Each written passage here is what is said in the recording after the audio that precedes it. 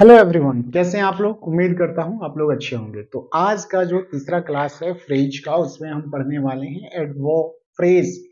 तो सबसे पहले जानिए मेरे भाई कि एडवर्ब फ्रेज में एडवर्ब होता क्या है। एडवर्ब क्या होता है तो मैंने पहले भी बताया था, डिस्क्रिप्शन ऑफ। किसका किसका डिस्क्रिप्शन होता है? एडजेक्टिव, वर्ब और अनदर एडवर्ब। यानी जो एडजेक्टिव, वर्ब और एडवर्ब के बारे में कुछ बताए वो एडवर्ब होता है, जो नाउन या प्रोनाउन के बारे में कुछ बताए वो एडजेक्टिव होता है। उसके बाद देखिएगा, एडवर्ब फ्रेज का काम क्या है। तो जो काम नाउन का है वो नाउन फ्रेज का है, वहीं जो काम एडवर्ब का है वो एडवर्ब फ्रेज का है। नाउन फ्रेज पढ़ चुके हैं, वर्ब फ्रेज पढ़ चुके हैं, मतलब एक से ज्यादा verb, helping main verb, verb phrase. Subject के ऑब्जेक्ट के स्थान पे कोई फ्रेज आ रहा है तो नाउन फ्रेज। अच्छा, एडजेक्टिव फ्रेज पढ़ चुके हैं, ठीक है। प्रेपोजिशनल फ्रेज भी आसान है, प्रेपोजिशन प्लस सब्जेक्ट दोनों को एक साथ हम प्रेपोजिशनल फ्रेज बोल देते हैं। चलिए अब बात करते हैं एडवर्ब फ्रेज के। एडवर्ब के बारे में एक पॉइंट ध्यान रखिएगा कि जब भी सेंटेंस का बेसिक स्ट्रक्चर क्या होता है, सब्जेक्ट, वर्ब और ऑब्जेक्ट। अच्छा, वर्ब से पहले हमेशा सब्जेक्ट आता है, लेकिन वर्ब के बाद जरूरी नहीं कि हमेशा ऑब्जेक्ट आए। ऑब्जेक्ट, कॉम्प्लीमेंट, एडजेक्टिव, एडवर्ब कुछ भी आ सकता है, ठीक है। देखिएगा, जब भी हम सेंटेंस का बेसिक स्ट्रक्चर लिखते हैं तो ये लिखते हैं सब्जेक्ट, वर्ब और ऑब्जेक्ट। अब सेंटेंस में पहचानिएगा कैसे एडवर्ब को। तो एडवर्ब को पहचानने का सबसे आसान तरीका ये है मेरे भाई, ध्यान रखना। जब भी नाउन लिखते हैं तो नाउन के पहले जो भी आता है एडजेक्टिव, मैंने पहले बताया था, एडजेक्टिव के पहले जो भी आता है वो होता है एडवर्ब। ध्यान रखना। यहाँ पे हम आर्टिकल एन का यूज करते हैं, ये स्ट्रक्चर हमेशा ध्यान रखना। नाउन के पहले एडजेक्टिव, नाउन के पहले जो आए वो एडजेक्टिव, एडजेक्टिव के पहले जो आए वो एडवर्ब। यहाँ पे आर्टिकल ए एंड द आता है। आर्टिकल जो भी है, ए एंड द आर्टिकल हमेशा और हमेशा किसी न किसी नाउन के लिए ही आता है। चलिए, पोजीशन इधर है लेकिन आया नाउन के लिए है। और दूसरी बात कि एडजेक्टिव के पहले जो है वो एडवर्ब होता है। और इंपॉर्टेंट बात ये है कि जब भी एडवर्ब पहचानना हो, तो जब भी सब्जेक्ट सेंटेंस में सब्जेक्ट दिया हो, वर्ब दिया हो, तो अगर वर्ब से व्हाट या whom का रिप्लाई है तो वो ऑब्जेक्ट होता है। नहीं पता है तो प्रीवियस वीडियो में देखिए। लेकिन जब भी वर्ब से व्हेन, वेयर, अच्छे से where,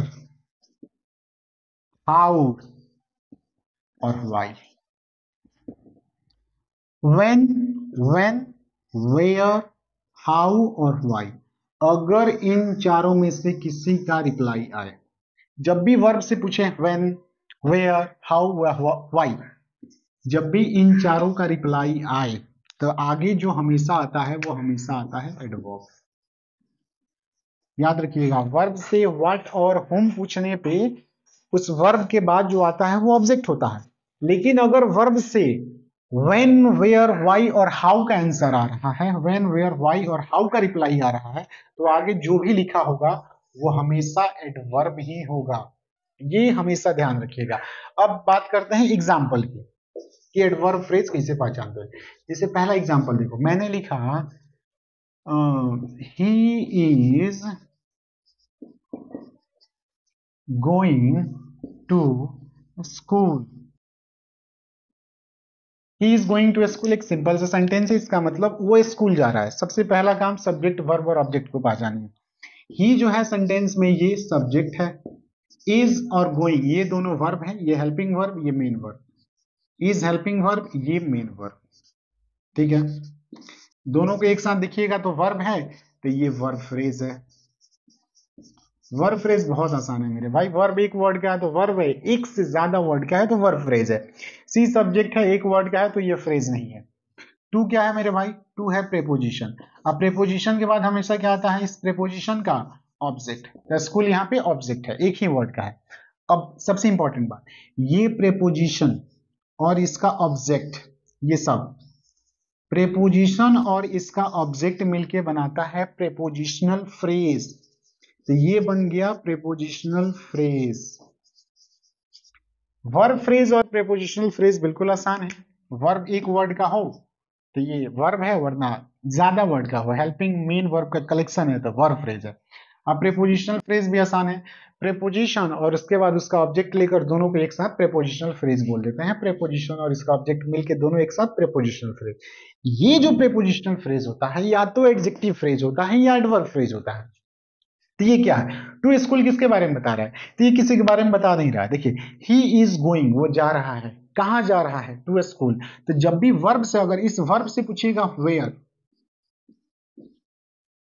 she is going to school, she is going, sorry he is going, वो जा रहा है। कहां जा रहा है? Where, to school. तो वेयर का रिप्लाई केवल स्कूल नहीं है, टू स्कूल है। यानी वेयर का रिप्लाई ये पूरा प्रीपोजिशनल फ्रेज है। तो अगर वर्ब से वेयर का रिप्लाई आ रहा है, कहां गया? यहां। चाहे वेन का रिप्लाई है, चाहे वेयर का, चाहे हाउ का, चाहे वाई का, वर्ब से इन चारों में से किसी का रिप्लाई है तो हमेशा होता है एडवर्ब। तो अगर इस वर्ब से वेयर का रिप्लाई आ रहा है तो ये जो है ये एडवर्ब है। तो ये प्रेपोजिशनल फ्रेज जो है ना, ये एडवर्ब फ्रेज है। ध्यान रखिएगा, यहाँ पे फ्रेज हटा देते हैं, केवल एडवर्ब लिख देते हैं। मतलब ये प्रेपोजिशनल फ्रेज कौन सा फ्रेज है? एडवर्ब फ्रेज है। ये वर्ब फ्रेज, ये एडवर्ब फ्रेज। इंपॉर्टेंट है, ध्यान से पढ़िएगा। दूसरा एग्जांपल दीजिए, जिससे my brother, my sister, my friend, my uncle, कुछ भी लिखिए। My uncle runs very fast. My uncle runs very fast, मेरे अंकल बहुत तेज दौड़ते हैं। फ्रेज पहचानना है, टाइप्स ऑफ फ्रेज पहचानना है, तो सबसे पहला काम सब्जेक्ट वर्ब ऑब्जेक्ट। रन्स है वर्ब, वर्ब से पहले पूरा ये है सब्जेक्ट। अच्छा, ये वेरी फास्ट क्या है? तो मेरे अंकल दौड़ते हैं बहुत तेज। मेरे अंकल दौड़ते हैं कैसे? हाउ। तो ये हाउ का रिप्लाई जो आता है वो क्या होता है? एडवर्ब होता है। अगर इस वर्ब से पूछिएगा हाउ, जैसे इस वर्ब से पूछे how, my uncle runs how fast, मेरे अंकल दौड़ते हैं कैसे दौड़ते हैं जी? ये हाउ का रिप्लाई है। तो हाउ का रिप्लाई भी एडवर्ब होता है। तो ये एडवर्ब है। एडवर्ब के पहले जो आता है वो भी क्या होता है? वो भी एडवर्ब ही होता है। एडजेक्टिव के पहले है, जैसे नाउन के पहले आए तो एडजेक्टिव, एडजेक्टिव के पहले आए एडवर्ब। अगर एडवर्ब के पहले भी कुछ आ रहा है, एडवर्ब के पहले भी कुछ आ रहा है तो वो भी एडवर्ब ही होता है। अच्छा, अगर इन दोनों एडवर्ब को एक साथ लिखा जाए, वेरी फास्ट, इन दोनों को एक साथ ले लिया जाए,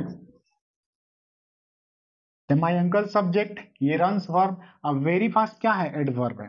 लेकिन दोनों को एक साथ लिखिएगा तो ये ग्रुप में क्या बन जाएगा? फ्रेज। एडवर्ब है तो कौन सा फ्रेज बनेगा? Adverb phrase. तीसरा एग्जांपल लिखिएगा। मैंने तीसरा एग्जांपल क्या लिखा है मेरे भाई? तीसरा एग्जांपल मैंने लिखा है, अच्छा एक और बात, यहाँ पे सब्जेक्ट के जहां पे जो मैंने लिखा है माई अंकल, ये भी एक वर्ड नहीं फ्रेज है। सब्जेक्ट के स्थान पे कोई फ्रेज आ रहा है तो वो होगा एनपी, यानी नाउन फ्रेज। ठीक है, ये वर्ब है, ये कोई फ्रेज नहीं है। वेरी फास्ट को एक साथ लीजिएगा तो एडवर्ब है, तो एडवर्ब फ्रेज है। देखिएगा, रंजन रन्स क्विकली, रंजन तेज दौड़ता है। क्विकली मतलब तेजी से दौड़ता है। यहां पे सब्जेक्ट कौन? सब्जेक्ट है रंजन, ये फ्रेज नहीं है, वर्ड है। रन्स भी एक वर्ब है, ग्रुप में नहीं है तो ये भी फ्रेज नहीं है। रंजन रन्स दौड़ता है, हाउ, कैसे दौड़ता है? हाउ का रिप्लाई, हाउ का रिप्लाई क्या होता है? एडवर्ब। तो ये पूछिएगा वर्ब से हाउ, तो इसका रिप्लाई आएगा क्विकली। तो हाउ का रिप्लाई क्या होता है? एडवर्ब। ये है हाउ का रिप्लाई। ठीक है, इसी बात को हम ऐसे भी लिख सकते हैं, रंजन रन्स क्विकली नहीं, Ranjan runs with great speed. इसी बात को मैंने ऐसे लिख दिया, वही एग्जांपल है, सेम मतलब। रंजन दौड़ता है विथ ग्रेट स्पीड, मतलब तेजी से, पूरे तेजी स्पीड में दौड़ता है, सॉरी। मतलब दोनों का मतलब सेम ही है कि रंजन तेज दौड़ता है, यहाँ पे भी उसी का मतलब है सेम कि Ranjan runs with great speed, मतलब तेज दौड़ता है।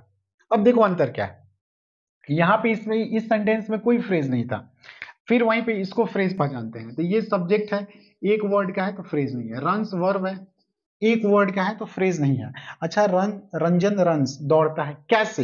हाउ, हाउ का रिप्लाई यहाँ पे विथ ग्रेट स्पीड, ये पूरा जो है ये हाउ का रिप्लाई है। अगर ये हाउ का रिप्लाई है तो विथ ग्रेट स्पीड, अगर हाउ का रिप्लाई है तो एडवर्ब है, एक वर्ड का नहीं है, ग्रुप में है तो एडवर्ब फ्रेज है।